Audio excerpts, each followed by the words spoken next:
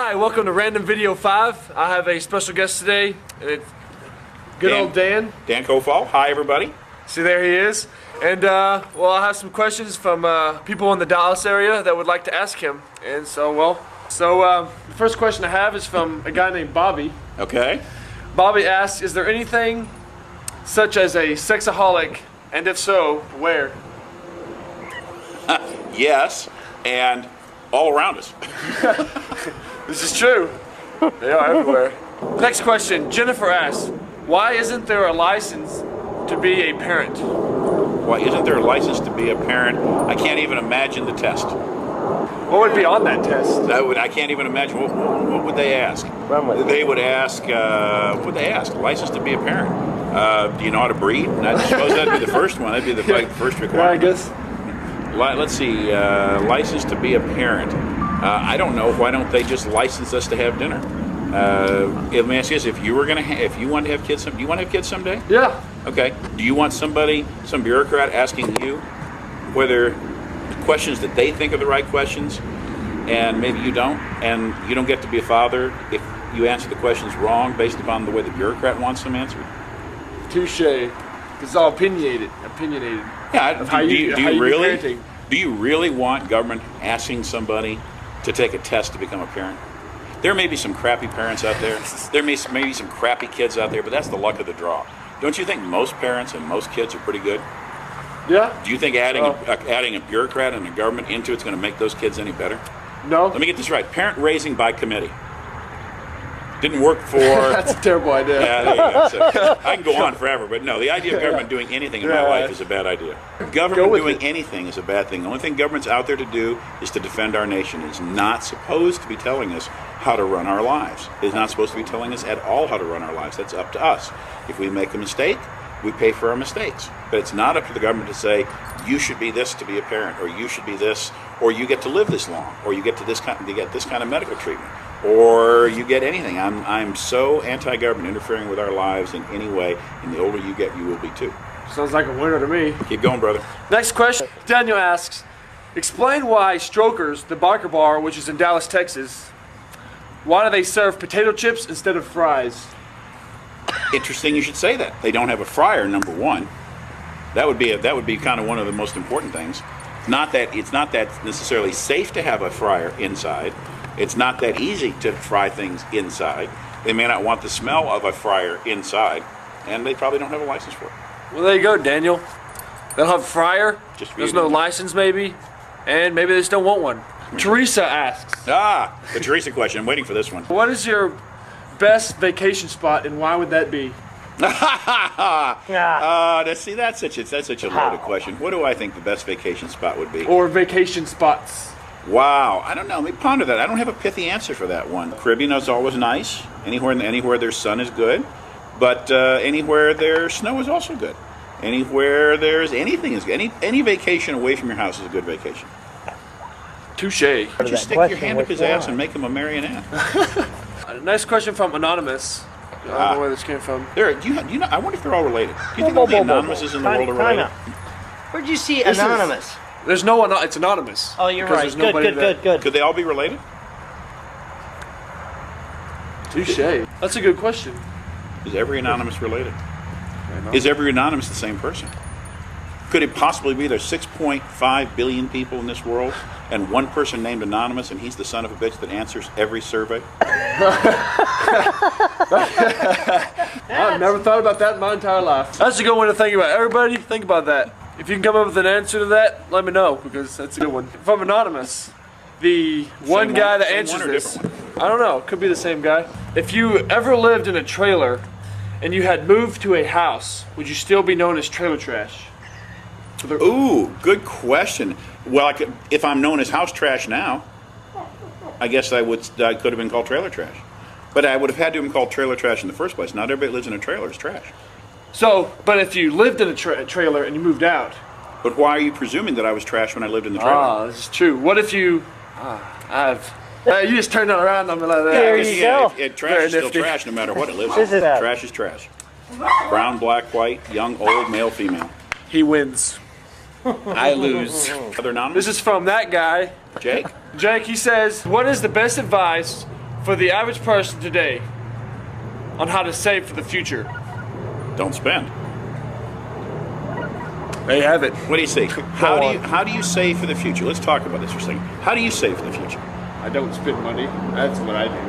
That would I have put it been in my savings. That's a good answer. How do you save? Do you work harder? Yeah, you work. You work harder. Money. You work harder. You work longer. You're a better employee, right? You don't pee it away. How do you save money? The answer you give is the same answer everybody else out there wants to hear, but they'll never do it. They want to hear it because it sounds really good, but they won't do it. That's true. And by the way, everybody says that Americans are the biggest spendthrifts and they're the lowest saving country in the world. Do you know we're actually the highest saving country in the world? Americans save more money than any other country does. America saves more? Yes, we do. Yes, we do. You know why that is? No, I don't. Because when you get your paycheck you get a paycheck every month or every 2 weeks, right? Yeah. Okay. On that paycheck, you get a certain amount, and that certain amount is your take-home pay, right? Yeah. All you care about is your take-home pay, isn't it? Yeah. Yeah. What if you were making, let's just say you were making $1,000 a week. Let's just say you were making that. And let's say that I, as your employer, I sit there and I hand you 10 $100 bills. And what if my good friend here, Jake, represents the government, and Jake walks over and takes out of your hand 5 of those $100 bills? That's the equivalent of what the government takes out in taxes. Now, what you pay every month, or every paycheck, out of your paycheck, 16% of your paycheck goes into Social Security and Medicare. Okay, now think about that for a second. If you didn't have to pay that to your employer pays half and you pay half, that's 16% that you're saving. Where does it go? The answer is it doesn't go anywhere. It's spent. The government spends it instantly. They don't save it. They don't put it in a lockbox. Al Gore lied. It's not in a lockbox somewhere. It's not in a bank account. It's gone. Where'd it go? It disappeared. It went and they spent it on everything that the country lives on. Spent it from welfare to national defense to banking to spent on everything in the entire country that the country lives on, and the government still is $2 trillion, maybe $3 trillion upside down every year. You save out of your paycheck 16%. You don't even know it because the government's telling you. They're telling you that there's this giant lockbox out there with money. But if you didn't have to give it to the government, you'd be saving 16% every paycheck. That would make you one of the highest saving people in the world. Don't you get that back anyways? When? When you die? Well, when you turn 65? Oh, that'd be 67. By the time you get there, maybe 75. Maybe it won't be there at all. By the time I get there, it won't be there at all. It's not there now. That's the funny part. Oh, you know the government still owes $56 trillion more in Social Security than it could possibly ever pay out, Social Security and Medicare? 56 trillion with a T. Now that's not a million. That's not a billion. That's a trillion. $56 trillion the government owes. $56 trillion to people like me who've paid it in there for years. To people like Jake who've paid it for years. To people like you and your friends listening to this that are just now starting to pay it. And guess what? They've spent it. And they're borrowing more. And do you know something else, since we're going to make this one of your more interesting videos? What's that? Do you know the current administration has spent more than $1 trillion per week since they've been in office? Per week? Per week. Oh. Per week. Per week. On what? In the entire history of the fact, United people. States, up until this administration took over, it had only spent $10 trillion in total, plus the $56 trillion or so that it owed in Medicare. In the last 8 weeks, they've spent or committed $1 trillion per week. On what? Just Banking, giving money to banks, giving money to AIG, giving money to everybody, General Motors, giving money to everybody who needed it except for guess who? You. And him. And me. And everybody out there watching. Did you get a check from the government? no. General Motors did. Jake, did you get a check from the government? Never. AIG did. Yes, I know. Let's see. Did your friend Bob get a check from the government? No. Goldman Sachs did. Well, all these companies. Well, hold on. Let's keep going. Citibank did. Bank of America did. Did they send you a check? Did they lower your credit card rates? No. Are they going to lower your credit card rates? No, not all. They're going to raise it. Rise, yeah. Possibly rise it. Did anybody's mortgage go down? No. Not at all. If anything. $1 trillion a week, plus $1 trillion or two they spent last year.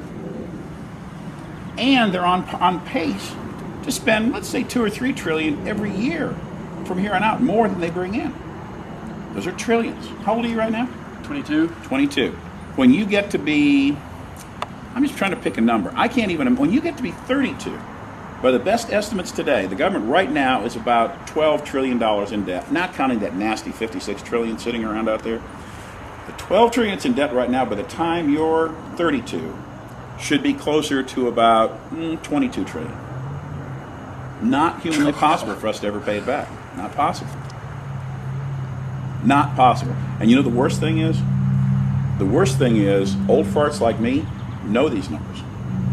Young guys like you and everybody watching those videos don't know those numbers. And that breaks my heart because you guys get stuck with the bill. You guys, you think you're paying a lot of taxes now? Wait 5 years, wait 10 years. That take home, that paycheck that you maybe get $1,000 a week out of or $1,000 a month, whatever that number is. When you look at that number, do you know how much you make gross before you get to your after tax, before you get to your take home pay? Most Americans don't. Most Americans only know what they can spend. What if you looked at that number and that number was 50% of what you made? Would you be ticked off if somebody handed you 10 $1,000 bills and then took back $500 out of your hand and said that's the tax and you never see any of it again? Yeah. Well, that's what's happening right now to you. Now, wait 10 years and that $1,000 that gets handed out to you, what if they took $800 back from you? Would that bother you? Yeah. That should bother everybody watching this video. That should so piss off everybody that's watching this video that it would seem to me that they'd want to learn a lot more about this because they wouldn't think these are such happy times. They wouldn't think that the Bush administration or the Obama administration were really doing such a great job because you guys get stuck with the bill. Does the administration matter? Honest to goodness, I have been a Republican for years, but I stopped being a Republican about 3 or 4 years ago. My good president, George Bush, lost me. John McCain's not a Republican. Mr. Obama wants to spend, and I don't. So no, I don't. I think both parties are equally to blame right now, both Republicans and Democrats. And I don't happen to see a quick solution for it. Do you think that either administration can pull us out of this, whether it be Republican or Democrat? No, not possible. And you know why? Here's the fun part. Here's the fun part of this whole thing. You know what the fun part is? It's not possible. Because think about this for a second. Go back 2 years in our economy when everything was fine, right? Everything was fine 2 years ago. Everything was blowing and going, and people were making money, and they were borrowing and buying houses and spending money on cars, and they did all this, right? Yeah. It took a lot of credit to get to that point. It was too much credit to cause the problem. So now a lot of that credit's gone away. Well, think about this now. In order to get back what we said we had and that we wanted, we're going to have to give the same amount of bad credit out and more. We're going to have to create more of the same bad credit, which is exactly what our government's doing right now. Creating more of the same bad credit, not just an equal amount, more of the same bad credit that got us into the problem in the first place. It's an unfixable problem right now.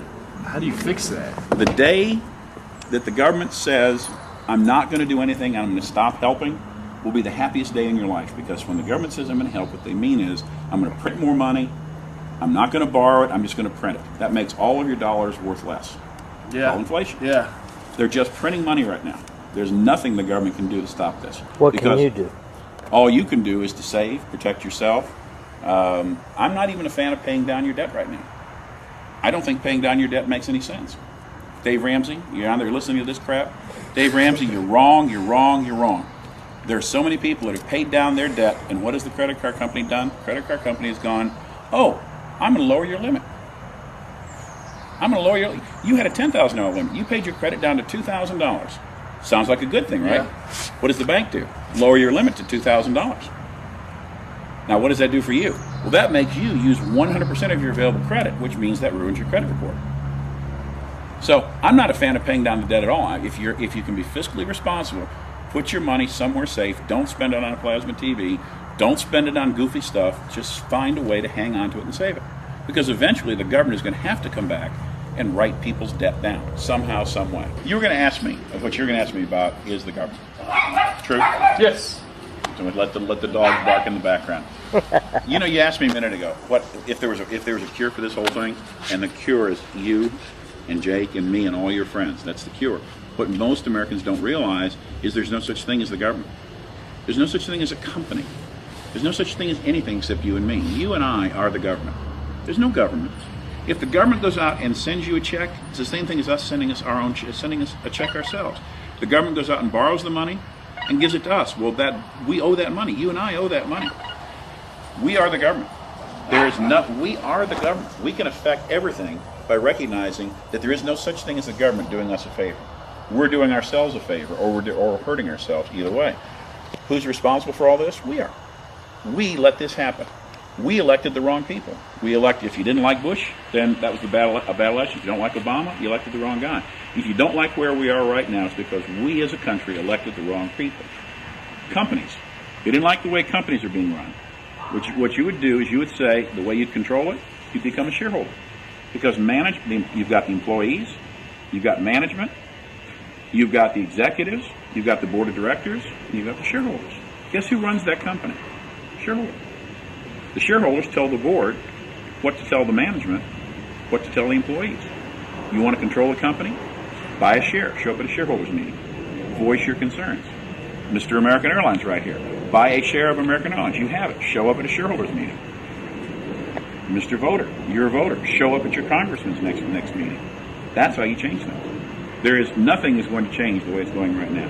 And $1 trillion, let me come back to this one. You know most calculators won't display $1 trillion? You know how hard it is to find a calculator that will actually display $1 trillion without going exponential? Rare. That's how much money $1 trillion is. I can't enter in enough zeros and have them show up on a face of a calculator. That's a lot of money. Wow. Oh, yeah, and you just, by the way, you young man with 40 years left to go till retirement, you just borrowed a part of $1 trillion a week in your paycheck. In your paycheck. Yeah, and you should be furious that if you get a $1,000 paycheck every 2 weeks, that 500 of that comes out to go to the government in Social Security and Medicare and Medicaid and income taxes. You should be furious over that. You should be incensed that happens. Then add your taxes, add your sales taxes to that. Do you know if the government hadn't given a bailout to AIG and Citibank and Bank of America and General Motors and Chrysler, if they hadn't done all that, you know that they could have sent every citizen in this country a $50,000 check. They could have sent every taxpayer in this country a $75,000 check, or they could have sent every voter in this country between $100,000 and $150,000. Wow. Now, would you rather have that money directly, or would you rather have that money given to a bank? And if you had $150,000 in your back pocket right now, do you think you'd go out and save some, spend some, invest some? Of course you would. Yeah. And you know why the government won't do that? Because they want control of that money. They don't want you having control of the money. Don't they see that that's going to make it worse if they just... Bailouts are bad ideas.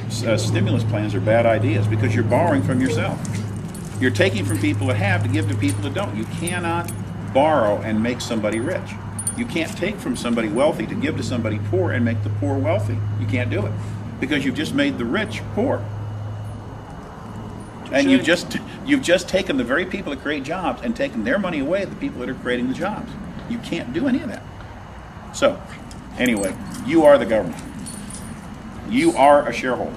You control everything, and so do your friends, so do all of your high school and college and ex-college and graduates, everybody.